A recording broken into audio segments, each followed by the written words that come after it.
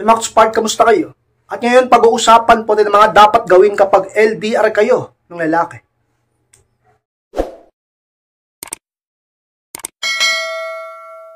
At kung handa na kayong lahat, masarap po tayo. At muli, be inspired.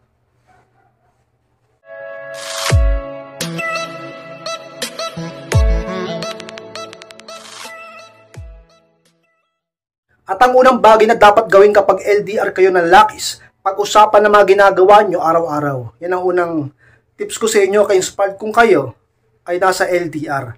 Nasa LDR kayo ng lalaking mahal mo. Pag-usapan ninyo yung mga ginagawa nyo araw-araw. Ay ka-inspired, bakit naman? Alam nyo mga ka-inspired, sa mga talagang nagpapatibay sa mga nasa LDR. Isipin nyo, magkalayo na kayo, hindi na kayo palagi nagkakasama, hindi na kayo palagi nagkikita, tapos hindi kayo palagi pa nag-uusap.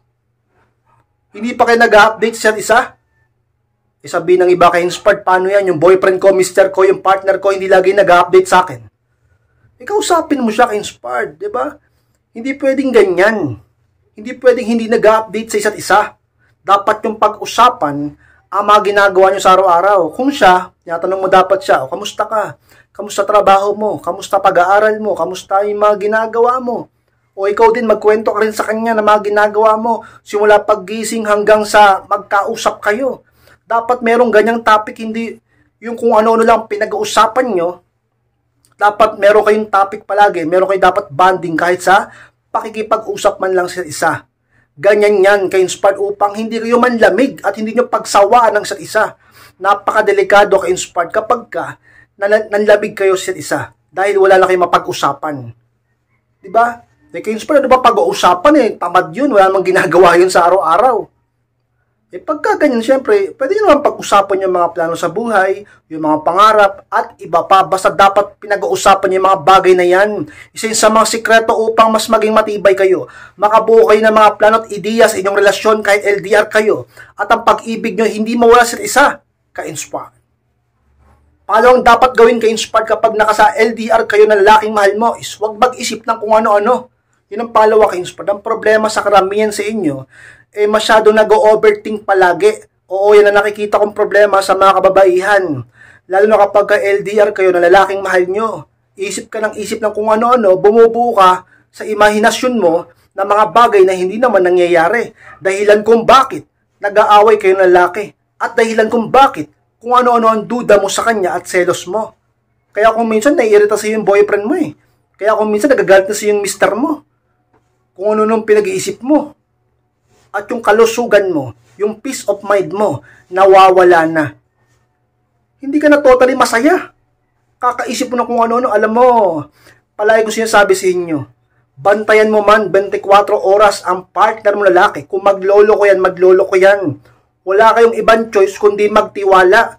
Magtiwala ka sa partner mo. Kung gusto mo na pagtiwalaan ka din niya. At kung gusto mo na magkaroon ka ng kapayapaan, lumapit kayo sa Diyos at magtiwala kayo sa lalaking mahal nyo. Diba?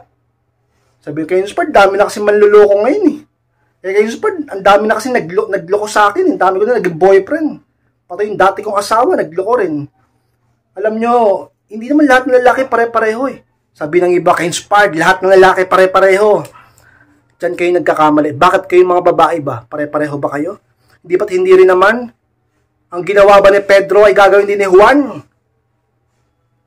Lahat tayo may kanya-kanyang personality, may kanya-kanyang kinalakihan, may kanya-kanyang pag-iisip, at may kanya-kanyang paniniwala, ideolohiya, ideya, o kung ano pa man yan. Baka inspired. Hindi tayo pare-pareho. Ganyan yan. Kaya matuto pa rin kayong magmahal at magtiwala. At huwag kang mawala ng pag-asang umibig pa muli kung ikaw ay nasaktan. Ganyan yan sa pag-ibig Try lang ng try. Kaya inspired, kakatry ko. Bugbog na yung puso ko Ang dami ng pag-ibig na dumating sa buhay ko. Lagi na ako sinasaktan. Lagi na ako pinapaluwa. Lagi ako niloloko. Lagi ako iniiwan. Lagi ako pinagpapalit. Alam mo, ka-inspired, diba may kasabihan nga, ang buhay ay parang gulong. Hindi laging nasa ilalim, minsan nasa ibabaw din. At ang buhay hindi laging tag-ulan. Sisikat din ang araw para sa'yo. Talaga naman ka-inspired. Matuto kasi kayong lumapit sa Diyos at matuto kayong mag-self-improve. upang tumaas ang value nyo at pag-agawan nila kayo. Hindi man pag-agawan, pero meron at merong mga manliligaw sa inyo. Makakapamili ka pa. At dapat maging matalino ka sa pagpili ka inspired. Hindi porket pogi lang yun na kagad. Hanapin mo ang laman ng kanyang puso patungkol sa iyo. Kung siya ba ay totoo sa iyo. At isa yun sa mga dapat mong gawin ka inspired. Kung kayo ay nasa LDR na lalaking mahal mo, huwag kang mag-isip ng kung ano-ano. At talaga namang mahalin mo siya ng totoo. At huwag kang masyadong sabihin natin paladuda upang hindi kayo laging nag-aaway at hindi siya magbago sa iyo ka-inspired. Pangatlong dapat gawin ka-inspired kapag nasa LDR kayo ng lalaking mahal mo is magkaroon ng schedule para sa pag-uusap yung pangatlo ka-inspired. Siyempre naman, di ba? Hindi yung labo-labo na lang. Hindi yung kung kailan lang magkaroon ng oras. Hindi yung tira-tirang oras na lang para sa isa't isa. Hindi ganon. Hindi yung kung kailan ka lang gustong kausapin, hindi yung kung kailan ka lang sipagin kausapin siya, hindi ganon. Masisira kayo pagka ganyan. Alam nyo, sa mga pinaka nakakasira sa isang LDR, diba? Sa mga nasa long distance relationship dyan, yung walang malinaw na schedule sa pag-uusap. Yung walang malinaw na schedule para sa inyong dalawa. Hindi nyo malaman kung kailan kayo mag-uusap, kaya kung minsan, di na nga nagkakausap. Kaya kung minsan, wala nang time sa isa't isa. Dapat pinag-uusapan yan. Sabi mo sa kanya, oh mahal, oh love, baby, kung ano man tawag mo sa kanya, pag-usapan natin, kailan ka ba pinaka-free? Kailan ba yung pinaka-oras mo na wala kang ginagawa? Para magawan ko ng paraan, doon tayo makapag-usap. Ganyan. Hindi yung sabihin mo, kung ano, message ka, call ka, pag ano ka na ha, pag wala ka nang ginagawa. Paano pag nag-message siya, doon ka naman may ginagawa, ikaw naman yung busy. Dapat nag-i-schedule kayo. Magpapatibay sa inyo yan, ka-inspired, tandaan yan. Kasi lagi nyo mabibigyan ng oras ang isa't isa, napakahalaga ng oras. Pagdating sa pag-ibig, pagdating sa relasyon, sa dating, o kung saan paman. Kapag ikaw, hindi mo nabibigyan ng sapat na oras ang isang tao, ang lalaking yan o babaeng yan, talaga namang ka-inspired. Hindi makakabuo ng attachment at mawawala ang attraction. Dahil doon pagsasawaan kanya. At maaaring mabaling ang pagtingin niya sa iba sapagkat hindi mo siya nabibigyan ng panahon. Kaya dapat nabibigyan niyo ng panahon ng isa't isa, mag-schedule ka. Kung gabi, gabi. Kung tanghali, tanghali. Kung hapon, hapon. Kung umaga, umaga. Kung ano na pag-usapan nyo, ganitong oras tayo mag-uusap, ganitong pagkakataon, ganyan. Mag-call kayo, mag-video call, mag-chat kung kailangan upang talaga namang mapatibay ang inyong relasyon. Ka-inspired.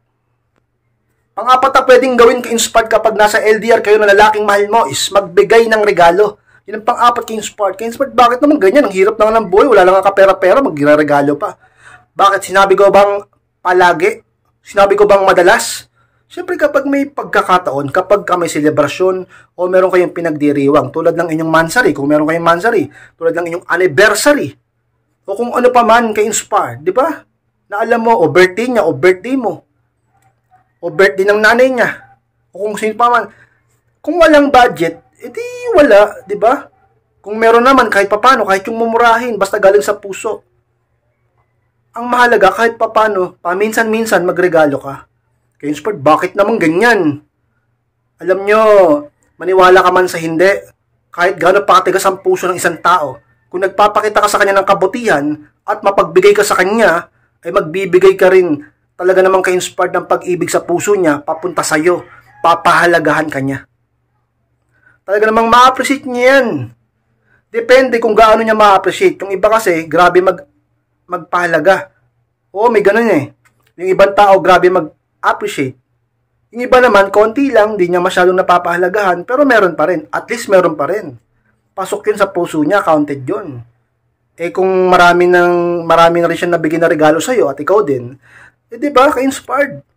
Mas lalong titibay kayo at mas lalong nagiging matutuwang yung puso sa isa. Mas lalo kayo mag-iibigan pagka ganyan kaysa yung batian lang. Iba pa rin kapag may regalo. Yung magkakaibigan nga, yung magkakamag-anak nga eh. Yung mayor nga eh, kung sino pa mang sa gobyerno yan, binibigyan ng regalo eh. O kung sino pa mang hindi kilala eh, nagbibigay sila ng regalo dun eh. Kayo pa na magkasintahan kayo, kayo pa na nag-iibigan kayo, kayo pa na mag-partner kayo, hindi kayo magbibigay ng regalo sa isa't isa. Hindi naman kailangan mahal.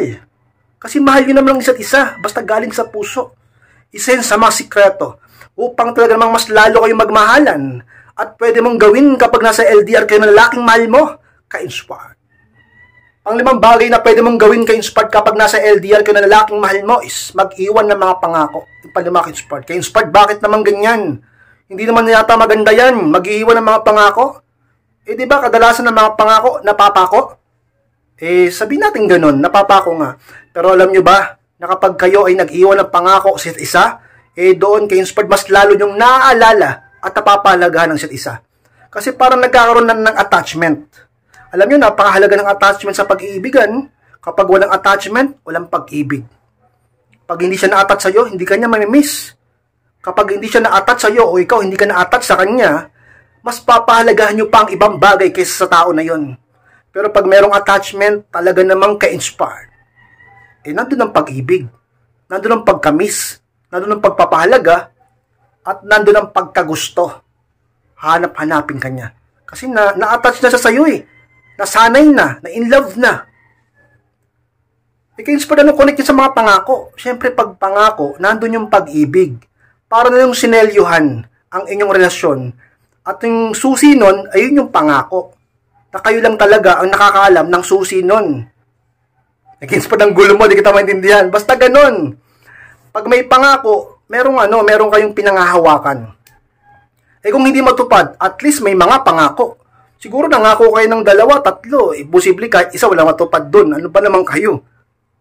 Diba? Kasi isipin nyo, walang pangako. Anong pinangahawakan nyo? Diba? Minsan pag may pangako, nangako ako sa boyfriend ko, magiging tapat ako sa kanya. Nangako ako sa mister ko, hindi ko siya pagtataksilan. Nangako ako sa lalaking mahal ko na kahit anong mangyari, mag-exercise na ako. Nangako ako sa kanya na kahit anong mangyari, mag-iipon kami para magpakasal na kami. Nangako kami sa isa na talaga naman ka-inspired, palagi kami magmamahalan. O isipin mo kung wala yung mga pangako na yon, di natukso ka na. Isipin mo, hindi naman ako nangako sabi lang ba ka-inspired? Hindi naman kailangan mangako para maging tapat Oo, nandun tayo. Pero lagi mong tatandaan na iba ang tindig kapag may promise, kapag may sumpaan. Oo, hindi lahat ay nagiging tapat at tumutupad sa sumpaan o pangako. Pero lagi mong tatandaan na may mga tao pa rin ka-inspired na marunong tumupad at may pananindigan. At naniniwala ako sa panahon ngayon, mas maraming lalaki may pananindigan at babaeng may pananindigan. Isa sa mga sikreto upang mayroon kayong panghawakan. At talaga namang ma-miss nyo ang isa't isa at lagi nyo maalala ang isa't isa. At mas pumibay kayo at mas ipaglaban nyo ang isa't isa. Sikreto upang ka-inspired ang LDR nyo ay talagang mas lalong yumabong at magmaalang kayo. Ka-inspired. Ka-inspired, maraming salamat po sa pagtapos ng vlog na ito. Kung kalimutan na mag-like, comment, and pakashare na rin po ng video upang makatulong din po tayo sa iba. At sa mga hindi pa nakaklik na subscribe, click nyo po subscribe, makasubscribe, click nyo po notification bell upang ma-notify kayo pag may bago akong upload. Sa mga gusto magpa-coaching o magpa-advise, humingi ng message na po ako sa akin Facebook and yung profile picture ko at pakichat po ako o po mismo ang siyang magre-reply sa inyo. Maraming salamat, Makitspard. Mag-ingat po kayong lahat. Mahal ko po kayo. At muli, be inspired!